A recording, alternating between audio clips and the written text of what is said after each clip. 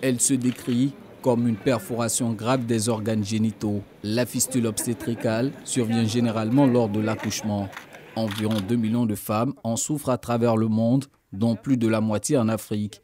Les pays d'Afrique de l'Ouest et du Centre n'y échappent pas, d'où ce dialogue de haut niveau tenu ce mardi à Abidjan à l'initiative du Fonds des Nations Unies pour la population, UNFPA, en vue de mutualiser les efforts face à cet ennemi commun. L'initiative est soutenue par la première dame de Côte d'Ivoire, Dominique Ouattara. Nous pouvons et nous devons l'éliminer pour renforcer et restaurer la dignité des millions de femmes, les insérer dans la société pour qu'elles réussissent à retrouver leur dignité et tous les droits dont elles devraient jouir. 16 pays prennent part à ces travaux.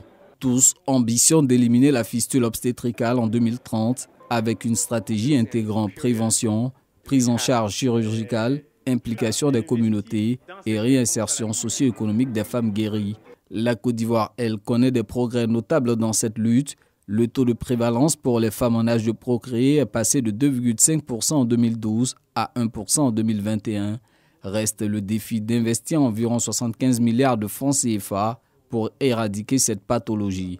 Je voudrais profiter de cette tribune pour lancer un appel solennel à nos partenaires techniques et financiers pour un accompagnement permanent dans la mise en œuvre d'une stratégie ambitieuse pour définitivement éliminer la fistule du Côte d'Ivoire et des différents pays à l'horizon 2030. Cet appel est appuyé par la première dame Dominique Ouattara, elle qui milite depuis des décennies pour qu'aucune femme ne meure en donnant la vie. Chers participants, je voudrais vous exhorter, durant vos travaux, à maintenir la dynamique du partenariat, source de richesse et d'efficacité, qui a permis à nos professeurs et médecins provenant des pays frères d'Afrique et de Côte d'Ivoire d'opérer 180 cas de fistules complexes, dans le cadre de la caravane opératoire conjointe avec les experts de la sous-région. Nous gagnerons également à tirer parti de cette conférence d'Abidjan à 2 niveaux.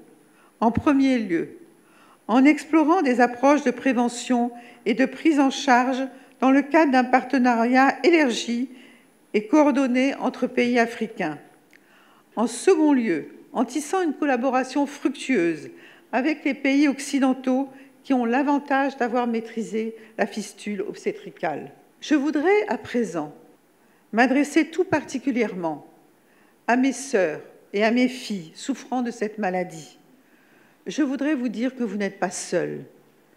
Les traitements et les prises en charge mis à votre disposition par le gouvernement et ses partenaires sont efficaces et gratuits.